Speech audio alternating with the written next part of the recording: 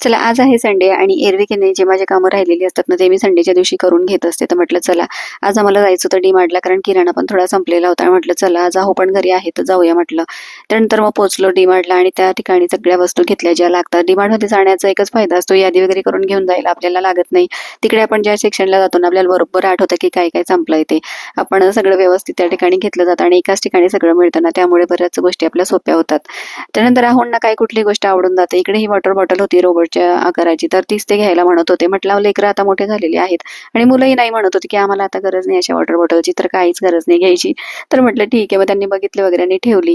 त्यानंतर मी तर माझ्या किराणा घेण्यातच व्यस्त होते आणि बऱ्याचशा गोष्टी की त्या आवडून जातात आपल्याला. मग काय इकडे फायनली बिल वगैरे केलं आणि मग निघालो घरी. घरी आल्यानंतर म्हटलं आता काय करायचं जेवणाला तर आपली काय साधी सोपी आणि सगळ्यांच्या आवडीची खिचडी. मग इकडे काय पटकन कुकर लावला आणि चला तुम्ही इथपर्यंत आलात ना चॅनलला सबस्क्राईब करून जा. भेटूया पुढच्या व्हिडिओत तोपर्यंत बाय.